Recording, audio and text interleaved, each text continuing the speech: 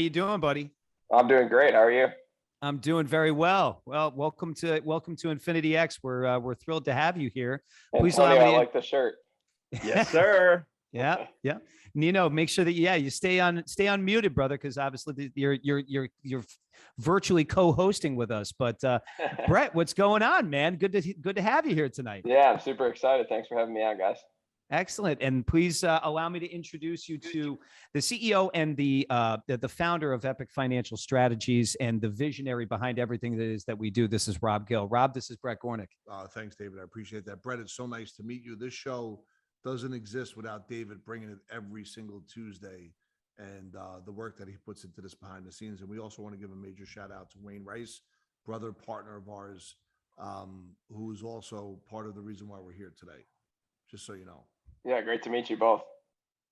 So, Brett, listen, we were just hearing from Antonio that you guys are going to be down in El Salvador on a retreat this coming weekend. I'm going to dive into that. But before we dive into that, tell us a little bit more about where you're from, how you came up, where you're from the country, in the country, and, what, the younger years of Bret Gornik looked like. Yeah, so I grew up in the suburbs of Chicago and had a really good childhood. It was full of just experiences and a lot of learning and just having a great time. Was into athletics growing up for sure. Never really like an all-star athlete or a varsity athlete, but always had a desire to feel really good, to work out, and to be like that team player. I was kind of the guy that rode the end of the bench, but would win all the sprints in practice. That kind of junkyard dog. Played basketball at 5'10", so obviously was not definitely the star player, but loved it, and knew through a couple like tough times with sport that it was something that brought out a lot of resilience in me. Yeah. And so that led me to school. I went to the University of Illinois and had a great time there. Had a lot of learning there from a perspective looking back on when I was there. It was just about how much I could party, to be honest, and sustain my grades, but just be as social as possible. I am now very much into fitness and wellness and longevity. If you would have saw me in college, you would have never thought that would be the person I am today. I was a bartender since I was a freshman in college. I was out every single night. And it took me to a place that if I would have never gone to that place, I would never be in the place I am now. So a lot of learnings from being cut from teams in high school to being on the opposite end of the spectrum in college and post-college to now, starting a successful business, taking people like Antonio down to El Salvador for our 7th in-person retreat all across the world has been a true journey. And in the mix of that too, after college was over, I had a few corporate jobs. So I've kind of just like worked throughout a lot of different areas, but a lot of it has just kind of led me to where I am now. And I couldn't be happier with what we're doing with Live Better, and how we're just working with people to help them have the best day ever and have wellness be just a staple to pursue whatever it is they want to do. People have more energy, if people are more excited, if people have more purpose, and they're well and they're fit, they're going to do a lot better with it. So that's kind of how everything has led to a point, and now we're here. Awesome. I think that I don't know what happens in the progression of life, but to be able to do retreats and go down to El Salvador, I believe that's what you're saying is, to me, it's mind blowing. It's incredible. And, I'm from the place of understanding that if you continue to grow and contribute, then that model will rinse and repeat. And, for us, Brett, real quick about myself, Dave, and Epic Financial Strategies, which is the company we work with, our goal, whenever we sit down with anybody, is to really understand their psychology about money when it comes to, is it scarce? Is it abundant? If it's scarce, what was going on in life that created that? If it was abundant, how did you do that? Can we rinse and repeat and multiply that? And then what we do is take tools and technologies and really show folks how to integrate and coordinate the whole world, right? So I'm bringing this to a point for you. In our business, that if you look at the stock market, and I'm not recommending anything right now, but the stock market since 2008 until today has gone up, right? There's folks on this call right now in your generation that have never seen the stock market go down. They don't know what it was like from 1997 to 2007. Like if you look at those 10 years, wealth was eviscerated, right? So, it's our job as we do integrated and coordinated proper planning is to show folks over time how to maximize their money through what we call the velocity of money multiplier strategy. Look at the banks, for example. As of December 30th, 2020, about 67% of the banks here in America owned what we call bank-owned life insurance. It's called BOLI. And what the bank does is they get a guaranteed rate of return on that money, and then they loan it out to everyone that puts a deposit in. So, they'll loan it out for a credit card, then they'll loan it out again for a mortgage, then they'll loan it out again for any other kind of a business loan or whatever the case may be. And they make 40 cents in every dollar that we give to them. It's a beautiful capitalistic model, and it's what they've created over the last some odd 100 or 200 years. But the government decided to come on the scene in 1913 or 1915, and they've created tax law as a result of it, right? So what happens with folks when they're trying to avoid the long confiscatory arm of the government from a tax standpoint, they lose sight of contribution. They lose sight of giving back. They lose sight of really being able to serve humanity, right? Because of their own fear and insecurities that kick in. And as a result of it, you have, listen, in America right now, our company's credit card, America's credit card, there's a deficit of $28 trillion. The GDP, all the money you earn, I earn, and the rest of America is $23 trillion. So you have a $5 trillion gap as they're printing money. So psychologically, our job as we talk to clients, just like psychologically, I'm sure when you speak to people, you have to be able to, not have to, but you bring people that are like, hey, we're going to go to El Salvador and we're going to go serve humanity, right? And there's a certain type of track and there's a certain type of progress or something to that conversation that leads to bring you to the right people that are going to help move your movement along the way. So I'm babbling a little bit here right now, but the point is what we want to be able to do is have somebody like you on the show to really talk about what made you decide to go help people in all different parts of the world. What is it about your makeup as a young child, as a kid that played sports, that was tenacious, that was the fastest in sprints, that went to college, had a lot of fun in college? Somewhere along that line, there was a, let's call it a moment of clarity that your life changed that led you down this path. And I'd love to hear that.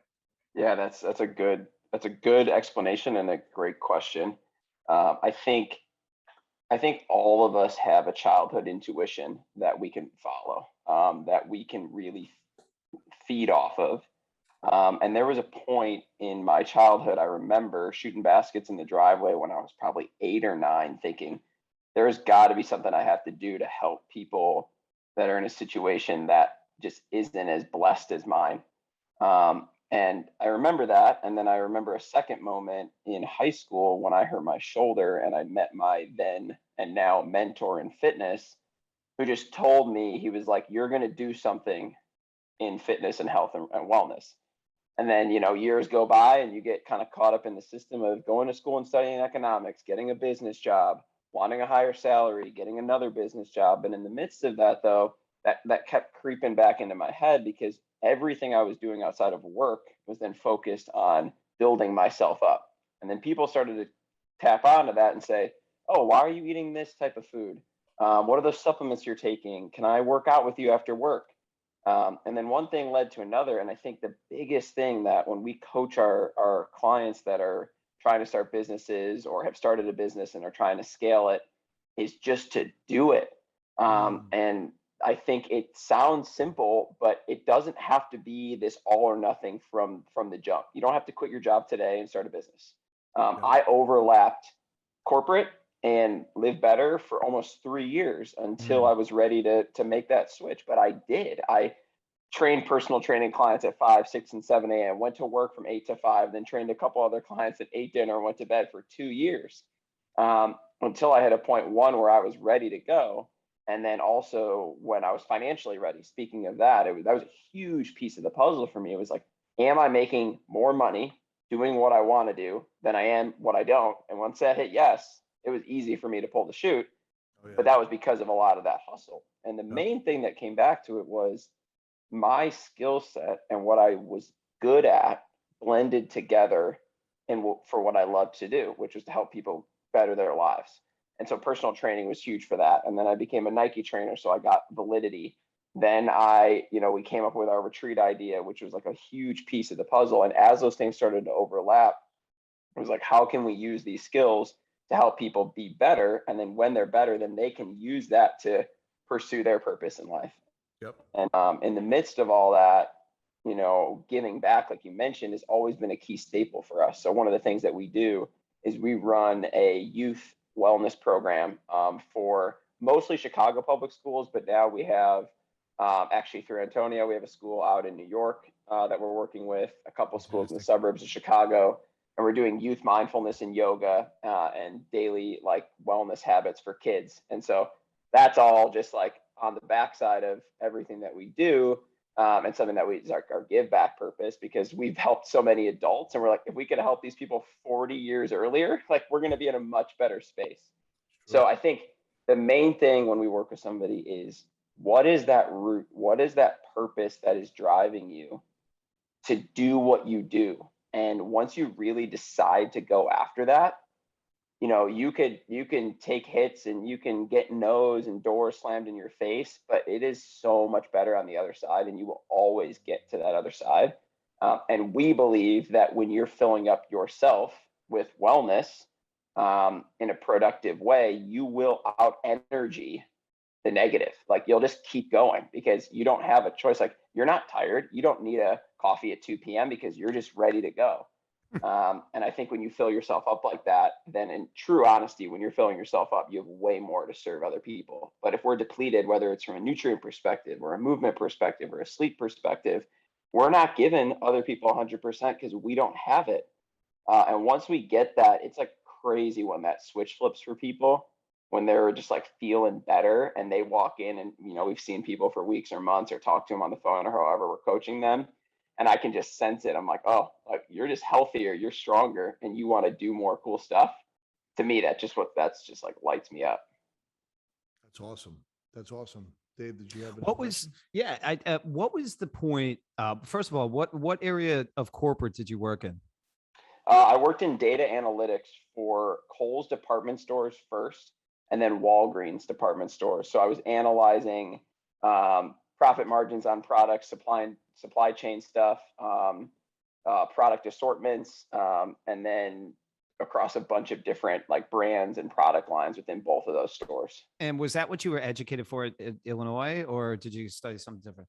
Yeah, I studied economics, so it was kind of a broad range, but in all honesty, Kohls is the best job I got out of school. So I just headed out to Milwaukee and worked there, and and off you go. Well. Right? Yeah. I was the fastest promoted person in that company. I worked super hard. I was really good at it, but like 7-8 months into that job, I started personal training on the side at a Gold's gym out there, having no idea what that was going to be, making like $15 an hour on the side just to kind of like get my feet wet. Yep. Not even thinking it would lead to anything, but more so like I talked about, just scratching the itch and turning it into something. I remember I had to buy my personal trainer's t-shirt and put my name on it, and it cost me $50. And I was nervous to spend that money because I was like, what is this? But now I understand what it means to like self-invest. Like to me, that now it's a drop in the bucket. Of course I would do that. But in that moment, I'm like, oh, should I do this or should I get groceries for the week? Doing that was such a big shift, because then it was like, I'm willing. And I got my personal training certification, which was $1,000. Like these things, I'm like, I wasn't in a financial situation to be able to like throw money around. And now that, you do well with it, those numbers don't mean anything. But at that point, straight out of college, not knowing it was going to lead to something, it's just like, I look back at those moments and be like, wow, those were so defining just to make that investment in myself. Sure, sure. And let me ask you another question around the experience at Kohls, right? Because it sounds like that was very, very relevant experience to running your own business. What were Yeah. the things that you took away from that experience that you've applied to your business? But also now that you're running your own business, right? And you're an owner and operator at the exact same time. What are things that folks that are moving into corporate America need to be aware of if they're thinking about moving away and starting their own business, right? Because you'd mentioned your coaching now. So, what were the positives, and then what were the takeaways that you would coach people into as they're looking to kind of follow in the footstep that you took? Yeah, super good question and super relevant. And my corporate experience could not have been more impactful on who I am now, because it taught me how to show up on time. It taught me how to, as simple as it sounds, send and respond to emails, figure out a calendar, show up when you don't want to, and be present in meetings. Like I had Kohls is such an interesting organization because it's huge. I mean, it's $1 billion company. It's all across the U.S. The way that they operated, though, is that every section, then you walk into the store. So imagine you walk in, you see the jewelry department, or you see the shoe department, or you see the kids department. Each one of those departments had a team at corporate that ran that department like a small business. Mm-hmm. There's 8 or 9 people that run that entire department that then report up the chain. But you get money, and this is how much you get to spend, and you got to figure out how to make this business work. So that was super cool. And I didn't even realize how like entrepreneurial that was until I was done. And I had such a good experience there. And then interestingly enough, when I went to Walgreens corporate, it was the exact opposite. It was like, we're working straight for the man. Like you show up, you do the work. It doesn't matter if it's like done right. Like you just got to keep grinding and grinding. And that was super interesting to see both sides of that. I think the biggest learnings from that corporate world were understanding that when you run a business, like the business learnings you've had especially from a data analytics company, like I was analyzing how well things were doing, what we should keep, what we should get rid of, what we should buy more of. Like that's business, whether you're a salesman or not. Like, is this productive? Like if I cold call people from Arizona to personal train with me in Chicago, I could cold call 10,000 people and it's not productive. But if I walk out on the street corner here and stand there and pass out flyers and I get one person, that's way more productive. So I can analyze that. And now through the digital stuff, I'm analyzing all of our stuff, our website, our Instagram, our email list, and understanding the data, being able to hack away in Excel. I'm a wizard in that. And those were such good learnings. And then on the flip side of it, kind of to do it on your own, when you're the operator and the owner, that's 2 pieces. You are working in the business and you are working on the business. Mm-hmm. And those are different things. This last year and a half with COVID has given me some fresh air time to work on the business more so. Say, what's working here? How are we doing this? Why are we doing this? Is this the best use of time? I also have now a 8-month-old daughter, so my time is way more important for me to be at home as opposed to just be hacking away. Yeah. So I think from the jump and from the start, you got to just hustle. Like it doesn't matter. You're not going to figure everything out in year 1, 2, 3, 4, 5. Then once you do that for a while and you start to figure out what it is you want to do, then you can start to work on it more. That's when you get mentors. That's when you work with coaches. And that's what I do with a lot of our clients. I do a lot of work with people that are starting fitness or training businesses. I have like 50 clients that I help coach. And me just kind of being there, being like, where are you at? How can you scale your rate? How can you automate your payment? How can you automate your scheduling so that instead of spending 20 hours a week on the odds and ends, you can spend it with more clients? And those are just learnings that you only get from doing it. So overall, the corporate experience was super helpful because it kind of set me apart. Now we do corporate engagements and we've designed movement programs for United Airlines and all sorts of really cool stuff that if I didn't have that kind of corporate understanding, we've given talks at Google and Deloitte and all these places where that background for me is super valuable. And now it's taking what I learned, and then now kind of like, now that I have years of understanding our business, it's kind of layering back in to say, how can we work on this to make it even better? InfinityX, where we give a stage and microphone to human excellence every Tuesday. Tonight is obviously no different. We were joined by Antonio Vaglica, and we are here with the absolute mighty Bret Gornik. Bret, hey, put out into the chat, or somebody put out into the chat, what are your websites, Bret? Where can folks find you? Yeah, I'll put it into the chat. Livebetterco.org is our website.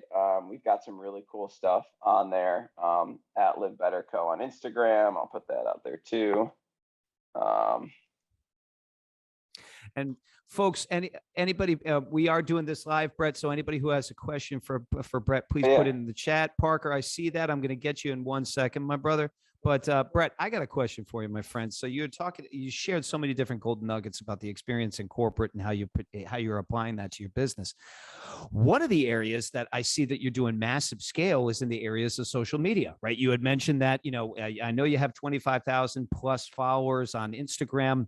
Is Instagram your largest subscribership and or following, or are you seeing trending upward in different social verticals? Yeah, right now our biggest is that, and then also I wouldn't necessarily call it social media, but just our email list. We have sent out for 5 straight years an email every Wednesday called Wake Up Wednesday, which is motivational nuggets as well as tactical nuggets for how to just be well and how to kind of get over a lot of the hurdles, both physically, mentally, and things that come up. So that's a huge place for us now too. We get a lot of things there. And yeah, those are probably our top 2 right now is email, and then the Instagram. So can I ask you a question? Please, Regarding your email list, how, if you don't mind me asking, how big is the email list? Just curious. Yeah, that right now is around the same as my Instagram. I have to go back and look, but it's in the tens of thousands. Awesome. And for the entrepreneurs that are out there, right, that are looking to grow their businesses, when you do you said the emails every Wednesday, is it just one a week or is there multiple emails? Yeah, we call it Wake Up Wednesday. We keep it simple, and that's it. Does it lead to people coming through your system to do Yeah, other business? so it's interesting because, like, in full transparency, in the beginning of everything, I didn't understand like the term now that everyone uses is a funnel. Yeah. I had no idea what that was. I was just kind of doing shit, and we were just figuring it out. And as I've learned more about this, and honestly, in the last like 2 years, it's really come to a head of like, oh, get people involved, and then they come down and learn more, and then they do this, this, and this. And so, yes, we have very much now focused that inward. But in all honesty with that, it's very just like educational, and it's, I would say that is probably our biggest avenue to improve is to think more about our customer journey and how they get to where they get to. We've done very well, and it's just old school. Like most of my personal training clients, most of my coaching clients are like word of mouth, or people that I've worked with have referred me. And because of our fee structure, I'm not looking to get 10,000 coaching clients. I work with a select few so that I can give them more time and energy, and that works great for us. There is definitely opportunity through what we're doing to continue to scale the business across a lot of those different avenues, but it definitely works. Like this retreat we have coming up in a week is completely sold out. It's our biggest one. We're launching our next one actually today for March. So if anybody's interested in coming in March, like we can only fit 35 people, and we had 18 people overflow from this retreat that said they're going to come on the one in March. So it's already halfway sold out. And Bret, when you're on the retreat, are you doing training for those 3 days? Is there? Yeah, so the retreat is 5 days. It is a combination of a physical journey, a mental journey, and then just a understanding of what you want to get out of life. So yes, there's yoga every day, there's fitness every day, there's surfing every day. We take care of that. We take care of the food component, super healthy eating, and then it's a lot of self-development. How are you using these tools? We do a routine development workshop. We have adopted a Japanese philosophy for living that's called Ikigai, which is essentially this kind of like grid of different things that you do and how they all fold together to really pursue your purpose. And throughout the week, we have different workshops that evolve so that by the end of the week, we do this a couple of really cool culminating workshops that you leave and you're like, all right, like I'm ready to go now. And it's really cool. We actually have 13 people coming on this retreat that have been on a retreat prior, which is really fun because people want to get this kind of reinvigoration, I think, because of the last year and a half and everything that's been going on. And I was talking to all those participants this week, just asking, why are you coming back? What do you want to get out of this? What can we do to make it better? And they all really said, like, I just need to be there for my time to just think and be around you guys and be around this community and just get that next fresh start. A lot of them like quit their job or got out of a relationship or moved and used that first one as a catalyst to do that. And now they're ready for step two. And I think that's one of the things, like kind of our name is Live Better. There's always an opportunity to be better. So what are we doing to just get better? And Antonio was talking about this before me, just kind of on a daily basis. And there's going to be days that we need to work on a little bit more and things that we know we're putting off. But if we can continue to work hard and stay consistent, we're going to get over that. Yeah. Thank you for sharing that. That's awesome. And how do you grow your email list?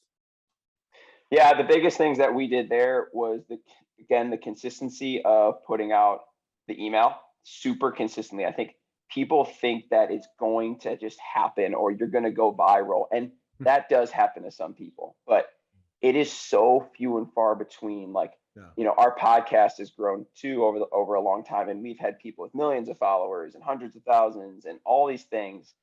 And yes, some of them posted one crazy video and it got 1 million views. And then they posted another one and it got 1 million views and they went viral.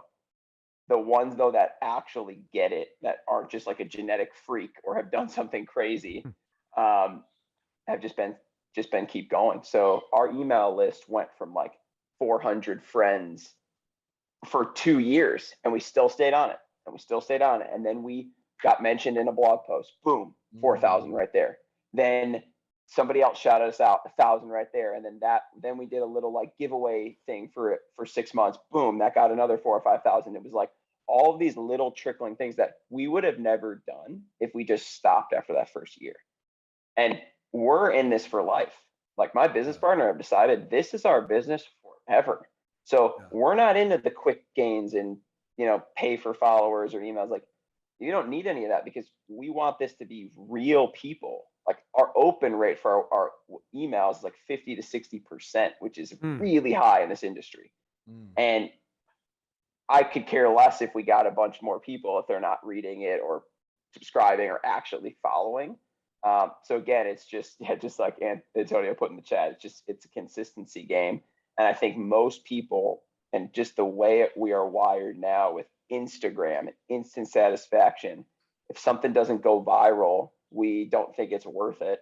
I'll tell you, like some of my Instagram posts get 5,500 likes. Some of them get like 50. And if it's the algorithm that's doing it or whatever, I just don't care. Like if I show up the next day and I have 5 personal training clients and 7 coaching calls and a retreat planning meeting, and that's my day, and I'm making the money I want to make, I'm serving the people I want to serve, and we're growing our business, I'm cool.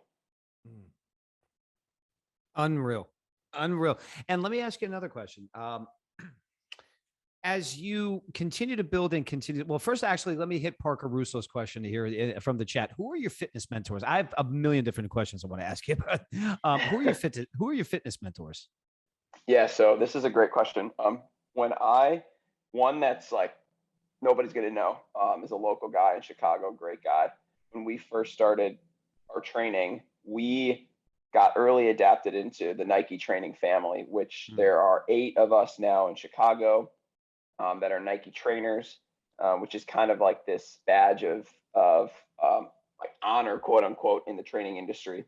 And the guy that was running that program, his name is Jason Rayner. He's a man. This guy is running just an incredible personal training business. He's the best personal trainer I know based out of Chicago. That guy's great. And he taught me so much about movement mechanics, movement quality, how to coach a client inside and outside the gym, how to charge a rate that's actually going to make you an income that you want to live off of. And he was great for that. there's some other guys that I've become friends with over the years, some bigger guys on Instagram. One is Marcus Philly. He's based out of California. He's a really good friend of mine. He's runs a company called Functional Bodybuilding. Another guy named Ben Patrick, who's really come up over the last few years on Instagram. His Instagram is knees over toes guy. He has really taught me a lot about scaling his fitness business, his online business. Those two guys are great. Another really cool guy in this industry, his name's John Call. His Instagram is Juji Mufu. These are all guys we've had on our podcast that have honestly just taken what is fitness to me and not only turned it into the business side I look up to, but also just their journeys personally through their fitness endeavors. And then my business partner too, Jason, he's a savage. So when we work out together, it gets me pumped up, and kind of having a teammate, I think, is huge. When you look at where you're going to scale your business and ultimately scale your life over the next 5 to 10 years, what does that look like? Yeah, I think what we've looked at, so this last year was interesting because we couldn't run our in-person stuff. And we do a lot of in-person events. We do like big yoga summits and classes and retreats and all that. And it was really interesting to look back on this because we thought a lot about, well, do we want to take everything digital, right? Everyone talks about scale and taking things digital. Because if I taught a digital workout class, you could get thousands of people to join it. And that was an interesting kind of thought. And we did a lot of that and it was working, but it wasn't what really served me. Like I just didn't get enough out of it. Our way that we will scale is to continue to run our experiences for our community. And if we run a couple of those a year, we're doing great. And then the biggest thing I want to do and where I see an opportunity for that scale is for me to coach other coaches. And now that I have more experience and I've been able to turn our income into multiple six-figure business, I can share that with people and other trainers that are just getting their feet wet and give them the structure, give them the clarity, give them the motivation, and honestly just give them the belief in what they can do. Because I know so many good coaches and trainers that are just undercharging and undervaluing for themselves, that if they throw an extra zero on the end of their rate or they add $50 an hour and they keep the same amount, like you're looking at an extra 30, 40, 50K a year. And just giving them that confidence to say, no, you're not going to charge 60 an hour. You're going to charge 120. And guess what's going to happen? You're not going to lose clients. You're going to gain clients. And then you are going to be able to work less and then spend more time on bigger projects. Then you can put on a fitness summit or you can start an Instagram account. And I got a couple clients that I'm doing that with right now. And it's just so cool to see within 2 months of working with most of my clients, they will have increased their amount of revenue more than what I'm charging for the year. Awesome.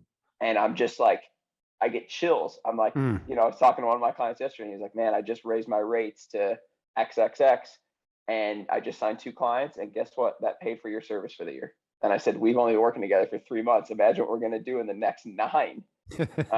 And so it's just really cool for me to do that. And, I think passing on the knowledge that I've gained to other people that I wish I had learned 7 years ago when I started this, like where I would be now if I knew what I knew, and we can all say that, would have just been way less hours working, way more money generated, and then how to take some of that money. And this was my biggest thing I still am not good at, and then reinvest it back into the business as opposed to putting it into some random Roth IRA or whatever I'm doing with it. It's like, I want to grow me. So if I grow me and I invest 10, 20, 30, 40, $50,000 a year into myself, and then I book one speaking engagement in 5 years, that's 50, 60 grand paid for all of that.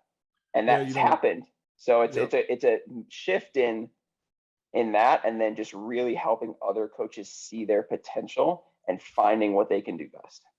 Yeah. When you're away with Antonio this weekend, if you get a chance to spend a little private time with him, he's gone through our system here. We've actually, through ecosystem mergers, understanding abundant mindset when it comes to money, creating the multiple use of each and every dollar. We've gone from 8 to about 800 new meetings a month as a group. Antonio just got another appointment while we were on this call, and I just saw it pop up. So to spend some time with Antonio this weekend, because you can kind of share that with you with what we do. But did you want to turn it over to some questions? I can't read it. Yeah. 'cause it's too far away. Yeah. But see who's got some direct questions, or if they want to jump in and add some comments. Yeah, actually, you know what, Antonio, why don't you go ahead and unmute yourself if you can for a second? I know that you're over at the family party. Happy birthday shout out. And what's up, bro? Happy birthday shout out again to your dad. But what's your outcome for this coming weekend, number one? And based upon what Rob just shared and what Bret just shared, is there a ecosystem merger opportunity between Epic and Bret himself? I can't imagine there can't be, because I have to imagine there will be, because of the fact that we're all just the congruency between what our philosophies are and just wanting to better people. I know for a fact that Live Better is that way, and I know for a fact that we are. So the partnership idea is definitely in play there. I'm looking for next week just to be a way to be around some high level people, a lot of athletes. They're a lot higher level than I am, and just some ways to unplug. Because the one thing that I have not been doing as great is I've been go, even though I do have my own me time, but really sitting with myself and learning that. Bret is really good with that stuff. So I'm definitely looking forward to just reconnecting with the group and meeting them in person, honestly, because I've had good connections with them over the last couple of years, but meeting them in person there's nothing different, nothing better than that. That's awesome. Have a lot of fun, brother, and get Thank you. Get everything you can out of it to maximize. Yes, sir. Was there other questions, Dave? I can't. No, but I have another question. Yeah. Bret, what do you do to get a 50% to 60% open rate on email? That is massive. And buy them. They create value every Wednesday. Yeah. And at the end of the day, he's looking to serve and contribute. Yeah, no, I know, but expand upon I that can personally too, attest to the email. Yeah. Okay. So Antonio, let's play in that space a little bit. So you can personally attest to that email. What is it specifically about the email receipt that inspires you to open it? Yes. And Nikhil, please take notes. Is Nikhil? Yeah, Nikhil. Well, so it's actually funny because I think they bring so much value, and this is actually really cool that it actually still goes to like my spam / like promotional mail. But every Wednesday I see it because of the fact that like I'm looking forward to that every Wednesday. I'm still not tech savvy enough to put it back into my normal inbox. But there's just so much valuable and like action steps to actually go about something, change your perspective, and you'll actually get 1% better that day just by reading it, for sure. Excellent.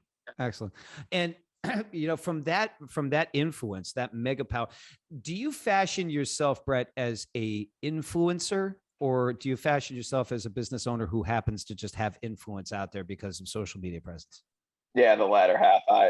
I stick away from, like, I get a million requests to promote products and do stuff like that. And I have a couple brands that we work with that are local and that we've either, taken an equity share in, or we're working to build on another side of it. But I would not coin myself as an influencer. That's not what I want to be known as. I don't love that term.